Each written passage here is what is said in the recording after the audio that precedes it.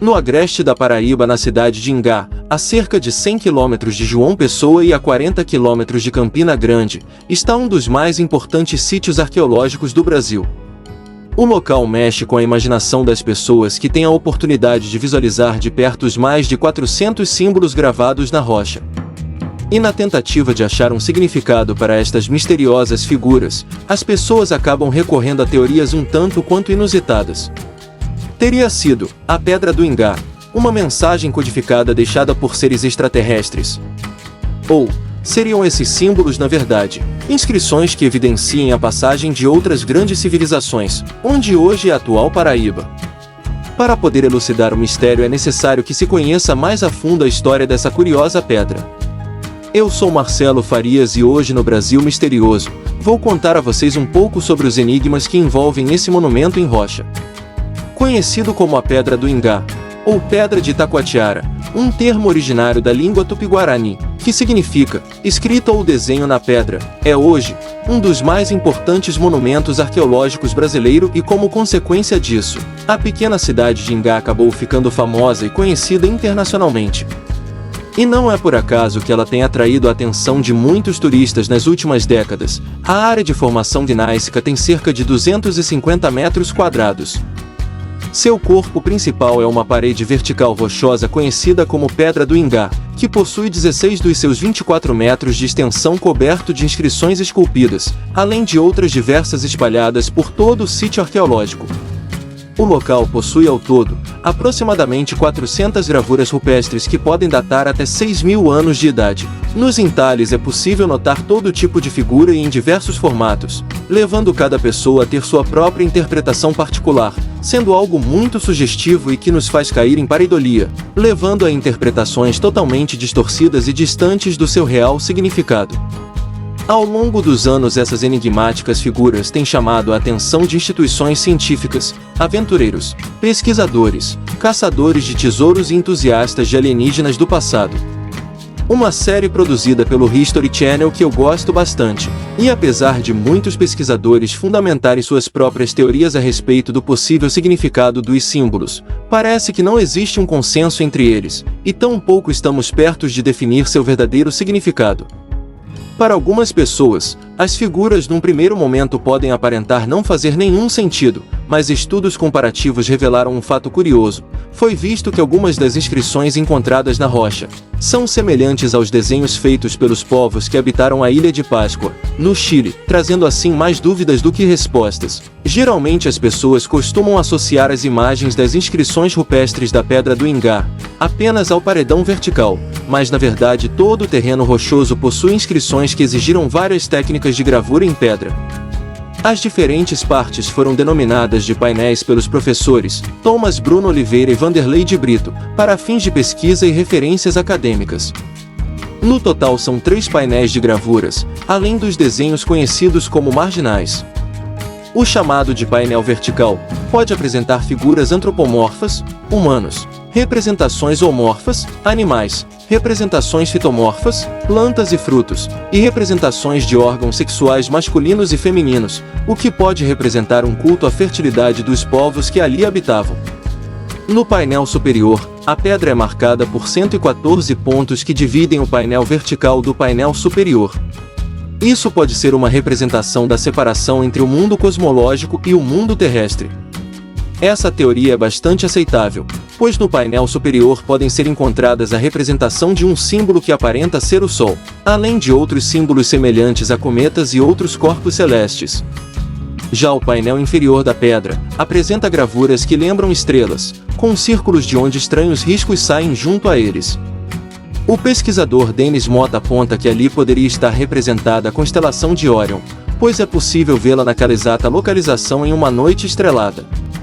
Há também as chamadas inscrições marginais, que estão dispersas pela área do conjunto rochoso e são de aparência mais rústica, se comparadas às outras inscrições. Muitas delas são apenas raspadas na superfície da rocha. A razão pela qual essas inscrições se diferenciam das demais se deve ao fato de sua simplicidade. Vanderlei de Brito propõe que poderiam ter sido produzidas por culturas anteriores às que produziram as inscrições principais. Denis Mota já dá outra explicação, a de que as inscrições marginais poderiam ter servido de esboço para as inscrições dos painéis mais elaborados. Não se sabe ainda quem, ou que motivações levaram os antigos povos dessa região a realizarem essas magníficas inscrições nas pedras. Os entalhes que compõem o conjunto rochoso estão bem marcados na gneiss, que é tipo de formação rochosa de origem metamórfica bastante abundante na região, assim como no Pão de Açúcar, no Rio de Janeiro. Esse tipo de pedra que forma o sítio arqueológico é resultante da deformação de sedimentos arcósicos ou de granitos e apresenta na sua composição mineralógica uma predominância de quartzo, feldspatos e mica.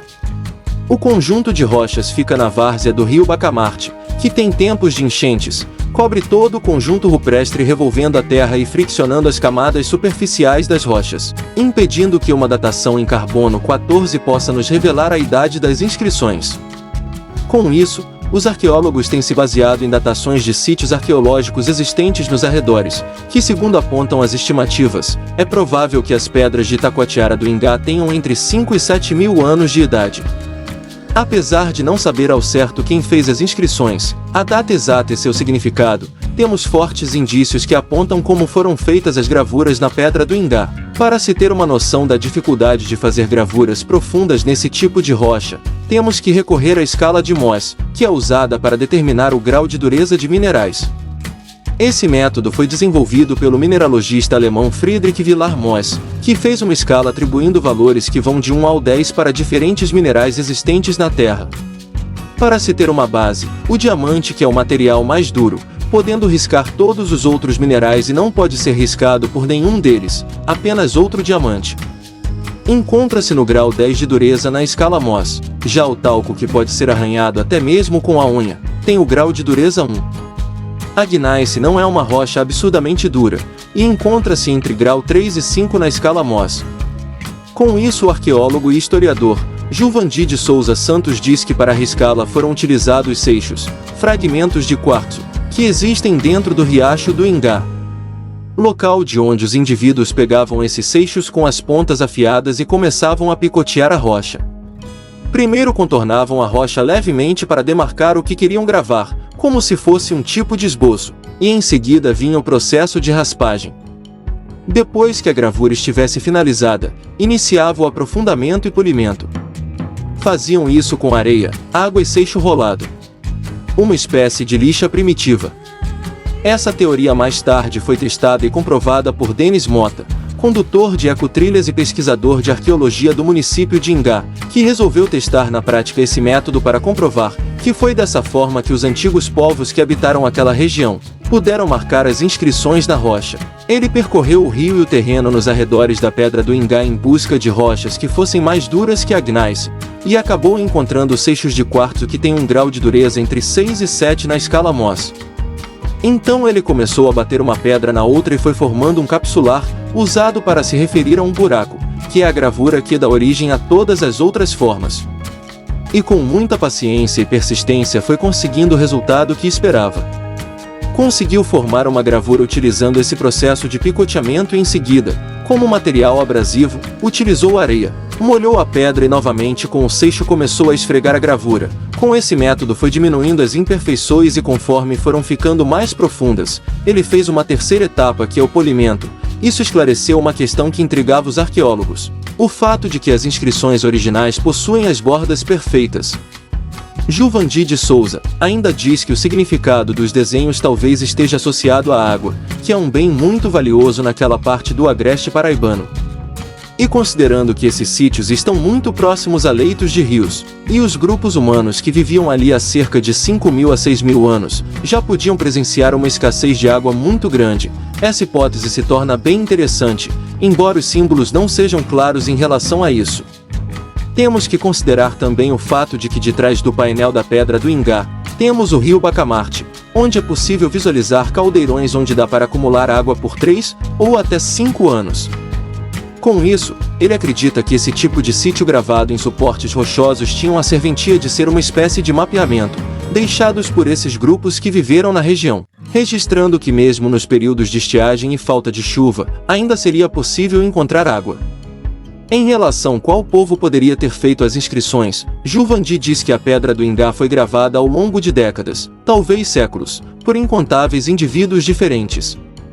E considerando a antiguidade dos desenhos, possivelmente os autores das inscrições não foram os mesmos indígenas que os conquistadores europeus encontraram naquela área. O mistério que envolve a desconhecida origem dos autores das inscrições tem levado os pesquisadores e acadêmicos a teorizar qual seria sua real procedência. Dentre uma das teorias usadas para tentar explicar os enigmáticos símbolos, esta de que no passado, os fenícios chegaram ao Brasil muito antes do dito descobrimento atribuído a Pedro Álvares Cabral. Lembrando que os fenícios formavam uma das principais civilizações da antiguidade, e viveram na região do Levante, que corresponde hoje à Palestina, Líbano, Síria e Israel. Foram os inventores do alfabeto e se organizavam em cidades-estados autônomas. Nunca chegaram a formar um reino ou um império unificado. Com o tempo, criaram diversas colônias e passaram a controlar o comércio marítimo no Mediterrâneo, entre elas uma que se tornou Cartago. Essa civilização dominava a arte da navegação e estabeleceram relações com diversos povos, como os gregos, hebreus e egípcios. Mas será que teriam chegado tão longe ao ponto de encontrar a América? Ainda que muitas pessoas afirmem que o catedrático, Padre Inácio Rolim, que viveu no século XIX, tenha sido um dos primeiros defensores e divulgadores dessa tese da presença dos fenícios no Brasil, fazendo analogias entre os símbolos escritos na Pedra do Ingá e caracteres da escrita fenícia. As hipóteses mais antigas de que o continente americano poderia ter sido povoado ou visitado por fenícios já havia sido proposta anteriormente por Robertus Pontaeus Nortmanus, em 1644, e por George Horne, em 1652. Outro pesquisador que se tornou referência nos estudos que se diz respeito à presença de fenícios no Brasil é Ludwig Schoenhagen, que foi um professor de História e Filologia do Nordeste do Brasil e autor da grande obra intitulada Fenícios no Brasil, publicado primeiramente pela editora Cátedra. Schoenhagen, ao expor suas ideias, cita o trabalho de Onfroy de Toron, que se trata de viagens das frotas do rei Irão de Tiro, da Fenícia, e do rei Salomão, da Judéia, no rio Amazonas, nos anos de 993 a.C. a 960 a.C., que também pode ser encontrado na Revista da Sociedade Geográfica do Rio de Janeiro, no tomo 4º boletim do ano de 1889.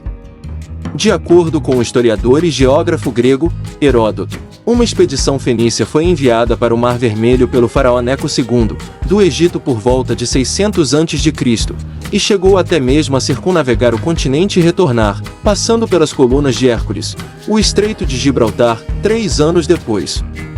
Em alusão a este périplo, nos anos 350 a.C. os cartagineses cunharam moedas em ouro com uma intrigante imagem no reverso, onde muitos julgam representar o mar Mediterrâneo e a oeste o continente americano.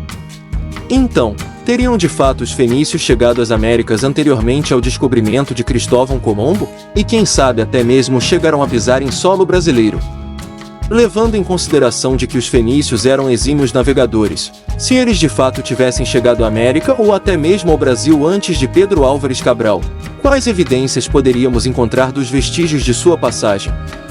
Diversos pesquisadores que têm realizado estudos comparativos nos petróglifos encontrados no Brasil acabaram chegando à mesma conclusão de que esses símbolos, na verdade, representam inscrições, afirmando serem em sua maior parte escritos com letras do alfabeto fenício e demótica do Egito, além de escritas cuneiformes semelhantes às utilizadas pelos sumérios na antiga Mesopotâmia, tendo possíveis referências de letras gregas e mesmo latinas.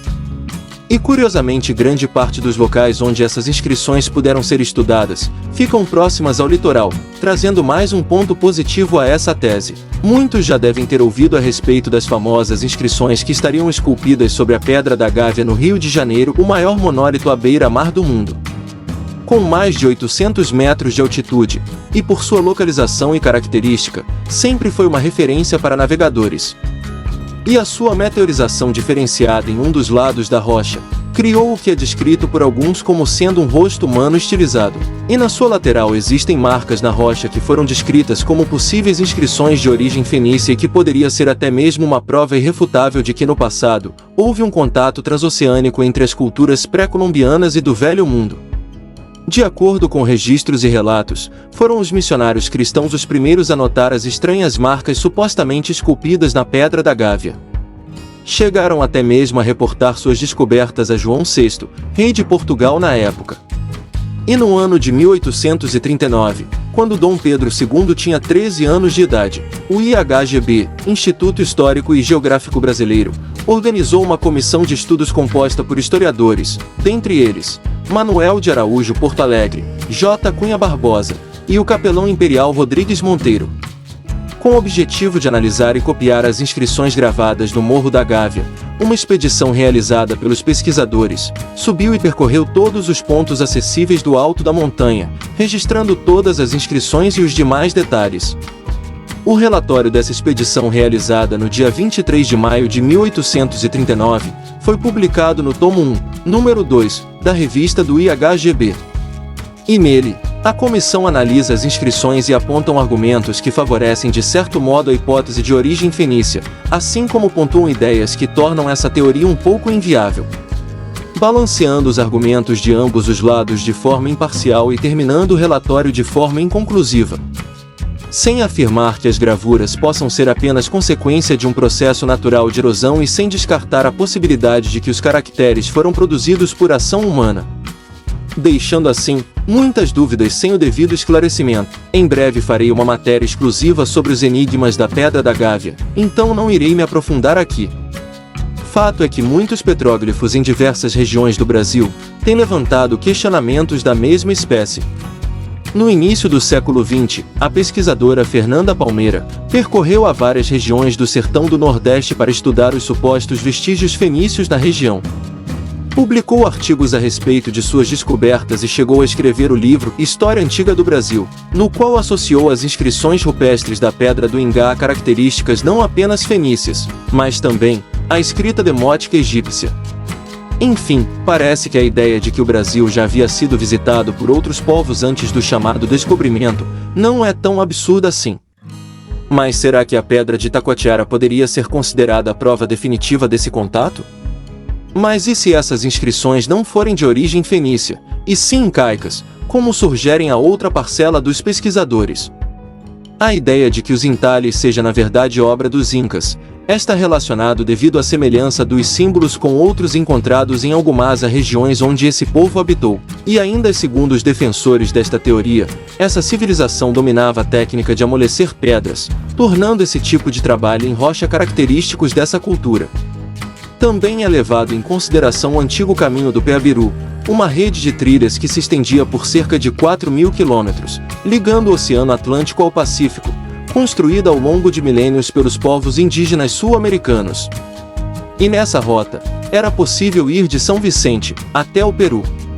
Com o tempo, o caminho se tornou uma espécie de mapa do tesouro para os colonizadores europeus, que seguiram os trajetos e penetraram o interior da América do Sul, encontrando várias culturas indígenas e bastante ouro durante essa empreitada. Algumas pessoas discordam da ideia de que os símbolos possam ser de autoria inca, e muito menos fenícia. Acreditam na ideia de que foram feitos pelos nossos próprios nativos da região, e serviam para ilustrar os ensinamentos que eram passados pelos anciãos às gerações mais novas. Porém, até hoje, não foi possível afirmar de forma conclusiva quem foram os autores dos sinais gravados na rocha e quais seriam suas reais motivações ao ter esculpido esse monumento. Outros interpretam que os sinais gravados na pedra foram obras realizadas por seres extraterrestres, e que os símbolos sejam na verdade uma espécie de código ou mensagem deixada para a humanidade. O local é repleto de relatos que envolvem avistamentos de luzes misteriosas. Sendo uma área com muitas incidências de fenômenos desse tipo, a região atrai a atenção de muitos ufólogos. Certa vez, chegaram até mesmo a recolher amostras do solo da região, onde supostamente uma nave desses seres teria pousado. Eles acreditam que possa existir complexas equações matemáticas nas gravuras e que poderiam inclusive apresentar distâncias planetárias. Gilvan de Brito escreve em seu livro Viagem ao Desconhecido, que a misteriosa Pedra do Ingá contém fórmulas de produção de energia quântica e até combinações matemáticas que poderiam apontar a distância entre a Terra e a Lua, sugerindo ter sido executado por pessoas com um conhecimento tecnológico e científico muito avançado para aquela época. sugerindo a ideia de que no passado, teríamos sido visitados por seres extraterrestres. Não podemos ignorar também os mitos locais, que embora o tempo corrompa sua integridade dos fatos, uma lenda sempre contém um pouco de verdade em sua distorcida narrativa. Existe um mito local que afirma que a pedra foi gravada pelos portugueses e dentro dela haveria um tesouro. Como consequência disso, a pedra acabou sofrendo muito vandalismo durante os anos, pois algumas pessoas acabaram danificando a rocha em busca do tal tesouro. Se de fato existe um tesouro oculto pela rocha, ninguém sabe ao certo, mas tem outra lenda local que desencoraja as pessoas a buscarem tal fortuna. Esse outro mito fala a respeito de uma mulher que costumava oferecer um pote de ouro para as pessoas, e assim que você aceitava esse presente, ela o aprisionava dentro da pedra. Então, se por acaso você chegar a passar por essa situação, é melhor ter cautela. E com isso, concluímos que o Indiana Jones não duraria um dia na Paraíba. Mas será que teríamos que recorrer a teorias tão extraordinárias como essas para solucionar o enigma das inscrições? Agora observando pela perspectiva científica, segundo os arqueólogos Denis Mota e Vanderlei de Brito, as inscrições foram feitas ao longo de gerações, por comunidades seminômades enquanto exerciam passagens um pouco mais prolongadas pela região, e que teriam usado cinzéis de pedra para esculpir os sinais na rocha, há cerca de 6.000 anos. Vanderlei, em seu livro A Pedra do Ingá, apresenta sua própria teoria para explicar as inscrições na rocha e faz uma crítica aos teóricos que acreditam que a pedra tenha relações com os mitos culturais e possíveis interferências extraterrestres, considerando essas interpretações sem fundamentos e que fogem da lógica. Outra hipótese apresentada para o significado dos símbolos é de que eles representariam uma espécie de calendário que teria sido utilizado pelos antigos povos que habitaram a região. Essa teoria tem como base os 114 pontos capsulares, que multiplicados por 3 dariam um total de 342, o que é muito próximo ao total de dias em um ano. No painel vertical é possível notar a presença de duas espirais, uma localizada no início e outra no final da pedra. As espirais também podem ser encontradas em outros sítios arqueológicos indígenas, e alguns estudiosos acreditam que elas poderiam representar o ciclo da vida ou indicar o sepultamento de uma pessoa. E se você observar essas espirais na Pedra do Ingá, irá notar um detalhe interessante: uma delas está no sentido horário e a outra no sentido anti-horário, sendo a primeira ao lado onde o Sol nasce e a outra indicando onde o Sol se põe, trazendo ainda mais sustentação à teoria do calendário. Então é bastante provável que inscrições na Pedra do Ingá estariam de alguma forma associadas aos corpos celestes, representando um mapa estelar e possivelmente indicando a localização dos mesmos, de forma muito precisa. Há uma outra hipótese que fornece aos petróglifos do Ingá um importante ponto de vista arqueoastronômico. Em 1976, o engenheiro espanhol Francisco Pavia Lema começou um estudo matemático do monumento arqueológico, cujos primeiros resultados foram publicados em 1986 pelo Instituto de Arqueologia Brasileira. O resultado dos estudos foram surpreendentes. Pavia identificou no Ingá o registro arqueológico mais extraordinário conhecido da variação do orto solar. Materializou por uma série de capsulars e outras pinturas rupestres gravadas na superfície vertical, que como um limbo graduado formam um calendário solar, no qual um gnomon lançaria a sombra dos primeiros raios do Sol de cada dia. A Associação Astronômica de Safor publicou em 2005 uma síntese desse trabalho no seu boletim oficial, Huygens número 53. Ainda hoje é considerado por muitos o mais belo e completo alinhamento que a arqueoastronomia já documentou. Mais tarde, Pavia continuou com o estudo de Ingá, focando desta vez sobre o registro de uma série de gravuras sobre a superfície rochosa do próprio piso do lajedo, onde são observadas muitas estrelas que podem ser agrupados para formar constelações. Tanto o registro de capsular, como as constelações em si, fornecem grande valor a Ingá, mas a coexistência de ambos no mesmo campo dá a Ingá uma importância arqueoastronômica excepcional. Em 2006, o arqueoastrônomo e egiptólogo José Lu coordenou a publicação de um livro intitulado Trabalhos de Arqueoastronomia, Exemplos de África, América, Europa e Oceania, compêndio de 13 artigos escritos por arqueoastrônomos de prestígio. Entre estes artigos está incluído o Conjunto Arqueoastronômico de Ingá, onde está exposto o estudo desses dois grupos e as razões para qualificar Ingá como um monumento arqueoastronômico excepcional, sem par no mundo. Na década de 1940, um pesquisador francês descobriu que o local vinha sendo depredado e corria o risco de desaparecer, pois as rochas nos arredores estavam sendo extraídas para fazer o calçamento das ruas de João Pessoa. Hoje o sítio encontra-se protegido como patrimônio cultural pelo IPHAN desde maio de 1944, com inscrições no Livro de Tombo das Belas Artes e no Livro do Tombo Histórico, sendo o primeiro monumento de arte rupestre protegido no Brasil e o único reconhecido também pelo seu conteúdo artístico, além de sua importância histórica. Segundo o IPHAN, o sítio das Itacoatiaras do Rio Ingá congrega o mais representativo conjunto conhecido desse tipo de gravura no Brasil, que se notabiliza pelo uso quase exclusivo de representações não figurativas na composição de grandes painéis de arte rupestre e que exprimem o gênio criativo de um grupo humano que se apropriou de padrões estéticos abstratos como forma de expressão e, possivelmente, de conceitos simbólico-religiosos, diferentemente de outras culturas que, em sua maioria, utilizou-se de representações antropomórficas e zoomórficas. Sensacional ver quantas histórias podem existir por detrás de uma rocha, não é mesmo? O valor histórico e artístico da Pedra de Ingá é incalculável do ponto de vista arqueológico, e ainda nos promete muitos outros mistérios e curiosidades que em breve o tempo dirá. O local chegou até mesmo a servir de inspiração para o álbum de Lula Cortes e Zé Ramalho, chamado Paibiru, Caminho da Montanha do Sol, que foi lançado em 1975. A capa do disco psicodélico trazia os artistas se olhando contra uma parte da parede da Pedra de Ingá. E para quem gosta de ler histórias em quadrinhos, principalmente aqueles que cresceram lendo HQs da Turma da Mônica, já vai estar familiarizado com o famoso personagem Piteco, que representa um homem das cavernas. Em 2013 o personagem ganhou uma releitura para a graphic novel, intitulada Piteco, Ingá, obra muito bem ilustrada e com enredo divertido além de referenciar a Pedra do Ingá. Fico por aqui, e peço que você comente abaixo a sua opinião a respeito da Pedra de Itacoatiara. Qual dessas teorias fazem mais sentido? E se você tem uma ideia diferente das apresentadas, conte para mim que eu vou adorar saber. Agradeço a sua atenção até aqui. Um forte abraço e até o próximo vídeo.